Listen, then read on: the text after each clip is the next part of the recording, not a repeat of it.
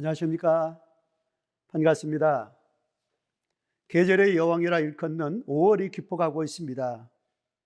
이번 주간은 가정단 주간입니다. 여러분의 가정이 예수 그리스도 은혜 안에서 더욱 건강하시기를 바랍니다. 가정의 상처는 싸매어 주시기를 원합니다. 가정의 아픔과 고통, 어려움과 낙심이 다 회복되기를 축복합니다. 기쁨과 감사와 사랑이 충만한 가정으로 다시 세워지는 아름다운 5월 되기를 원합니다. 먼저 오늘 우리가 나눌 성경 말씀을 봉독해 드리겠습니다. 오늘 성경 말씀은 시편 128편 1절에서 2절의 말씀입니다. 여호와를 경외하며 그의 길을 걷는 자마다 복이 있도다. 내가 내 손이 수고한 대로 먹을 것이라. 내가 복되고 형통하리로다. 아멘. 이 말씀을 통하여 어둠을 밝히는 해결책이라는 제목으로 말씀을 나누고자 합니다. 우리가 즐겨 부르는 찬송 중에 찬송가 559장의 내용으로 사철의 봄바람 불어있고 라는 찬송이 있습니다. 그 찬송가의 가사의 내용 중에 2절을 보면은 예수 믿는 복된 가정의 모습을 이렇게 표현하고 있습니다. 어버이 우리를 고이시고 동기들 사랑에 뭉쳐있고 기쁨과 서름도 함께하니 한간의 초가도 천국이라. 예수 믿는 우리 가정을 한간의 초가 같은 천국 같은 가정이라고 노래합니다. 자, 오늘 시편에도 예수 믿는 우리 가정의 모습을 이렇게 보여주고 있습니다. 그곳에는 하나님을 경외하는 경건한 남편이 있습니다. 그를 지지하고 격려하고 든든하게 세워주는 자애로운 아내가 있습니다. 그리고 어린 감람나무같이 건강하게 자라나는 자녀들이 있습니다. 이것이 바로 한간의 초가도 천국 같은 가정이 아닌가 생각이 됩니다. 그러면 우리 예수 믿는 가정마다 다 그럴까? 예수 믿는 우리 가정이라고 해서 어찌 어려움이 없는 가정이 있겠습니까? 이 세상은 고난의 바다입니다. 누구에게 어떤 잘못이 있어서가 아닙니다. 열심히 하나님을 믿고 열심히 기도하고 열심히 살아왔음에도 불구하고 가정에 고난이 있을 수가 있습니다. 이것은 누구의 잘못이 아닙니다. 지고 가야 될 십자가는 어느 가정이든지 있을 수가 있는 것이죠. 그래서 이번 2021년 코로나 시대에 맞이하는 우리 가정의 달에는 이런 가정에 어두움이 있을 수 있다는 것을 전제로 하나님의 말씀을 나누고자 합니다. 근심의 그늘이 있는 가정이 있습니다.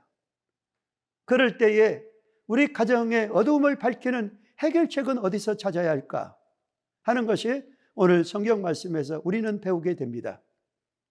먼저 가정의 어두움을 밝히는 해결책, 첫째는 그래도 변함없이 하나님을 신뢰하는 가정입니다.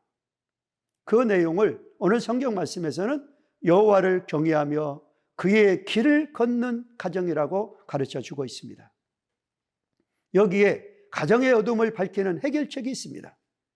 그 방법은 변함없이 꾸준히 그의 길을 걷는 가정이라는 것입니다. 즉 더욱 하나님을 신뢰하는 것입니다. 하나님과 올바른 관계에 있는 가정이 되는 것입니다. 하나님과 동행하는 가정입니다. 가정의 어둠을 밝히는 해결책은 여기서 출발합니다. 하나님께서 우리 가정을 창조하셨습니다. 하나님이 우리 가정을 이루게 하시는 분이 바로 우리 하나님이십니다. 하나님과 동행하며 그의 길을 걷는 것이 마땅하지 않겠습니까? 그러나 타락으로 인하여 인류와 자연이 고통을 받게 되었습니다. 죄의 영향력 아래 놓이게 되었습니다. 인간의 모든 불행과 문제는 바로 여기서 기인하는 것입니다. 그런데 우리가 지은 죄로 타락하여 하나님과의 관계가 끊어져서 저주 아래 놓이게 되었을 때에 하나님께서는 예수 그리스도의 십자가의 죽으심과 부활을 통해서 우리를 구원해 주셨습니다. 이 구원은 영원 구원만이 아닙니다. 우리와 관계된 모든 것의 회복에까지 미칠 것입니다. 이렇게 구원받은 성도는 하나님만 신뢰하고 그 하나님을 온전히 섬기며 살아야 합니다. 하나님은 우리의 구원자시며 만유의 주인이시고 통치자이십니다. 그러므로 사람이 하나님을 신뢰하며 살아가는 것은 너무도 당연한 이치입니다. 무엇보다 하나님께서 기뻐하는 사람이 되는 것이 가장 중요합니다. 하나님과의 관계가 바로 되어 있으면 그 사람의 가정도 아름다운 가정으로 변화될 것입니다. 하나님과의 관계는 모든 관계의 기초가 됩니다. 그러므로 온 가족이 하나님을 사랑하고 하나님을 신뢰하며 함께 기도하며 함께 예배하는 가정, 여기에 가정의 어둠을 밝히는 해결책이 있습니다. 다음 또 한 가지 가정의 어둠을 밝히는 해결책 두 번째로는 서로에게 기쁨이 되는 가정입니다. 오늘 말씀 3절에서 내 집 안방에 있는 내 아내는 결실한 포도나무 같으니라 라고 말씀하였습니다. 여기서 말하고 있는 결실한 포도나무의 의미가 무엇입니까? 성경은 포도나무의 역할에 대해서 사람의 마음을 기쁘게 하는 것이라고 시편 104편 5절에서 가르쳐주고 있습니다. 그러므로 결실한 포도나무란 결실이 주는 기쁨, 즉 가정에서 즐거움을 제공하는 원천이 가족들의 역할이라는 의미를 담고 있습니다. 여러분, 포도나무가 어떻게 결실합니까? 그냥 심어놓는다고 저절로 결실하지 않습니다. 팔레스타인 지역에서는 메마른 대지에서 포도나무를 가꾸기란 대단히 어려운 일입니다. 기후와 토양의 영향을 다른 나무에 비하여 많이 받는 나무가 포도나무입니다. 뿐만 아니라 한여름에 가지치기도 해야 하고 약도 너무 많이 주어서는 안 되며 적당히 주어야 하고 열매도 한 송이씩 쌓아서 포장해 주어야만 열매가 맺힙니다. 그렇게 살뜰한 수고와 노력을 기울여야만 비로소 맛좋고 깊은 향기가 가득한 포도를 결실할 수 있는 것이 결실한 포도나무입니다. 가정도 마찬가지입니다. 깊고 어두우며 언제 끝날지 모르는 아픔의 시간들을 견디어내야 합니다. 척박한 가정이라는 땅에서 깊숙이 뿌리를 내려야 합니다. 그런 후에 마침내 결실한 포도나무 같은 기쁨의 원천이 되는 것입니다. 이것이 바로 가정의 어둠을 밝히고 아름다운 가정을 이루는 하나님의 선물입니다. 그래서 남편은 가정의 가장으로서, 아내는 가정에서의 기쁨의 원천으로서 결실한 포도나무가 되어야 합니다. 그래서 가정에서 아내와 남편의 역할은 무엇과도 비교할 수 없이 중요합니다.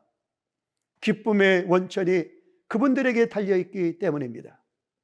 그렇게 기쁨의 원천에서 어린 감람나무 같은 자녀들이 양육되는 것이죠. 다음으로 어둠을 밝히는 해결책 세 번째는 신앙유산을 대대로 물려주는 가정입니다. 그 말씀이 어린 감람나무입니다. 내 상에 둘러앉은 자식은 어린 감람나무 같으리로다 라고 말씀하였습니다. 이스라엘에서 감람나무는 수령이 오래되어도 죽지 않는 나무로 잘 알려져 있습니다. 즉 감람나무는 아무리 오래되어도 계속해서 매년 새로운 가지가 나오는 나무입니다. 그렇기 때문에 이 감람나무는 고목이 없습니다. 항상 올리브유를 생산하는 어린 가지만 볼 수가 있습니다. 부모들이 지켜온 신앙을 가정에서 대대로 이어가는 모습을 그렇게 표현하고 있습니다. 그래서 어린 감람나무입니다. 고목나무가 다시 어린 가지를 내어서 대대로 이어가는 이런 모습을 보여주고 있습니다.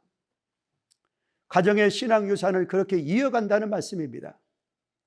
그들도 곧 자라서 결실하게 되어 사람의 얼굴을 윤택하게 하는 기름을 생산하는 감람나무가 바로 식탁에 둘러앉은 어린 감람나무 같은 자녀들입니다.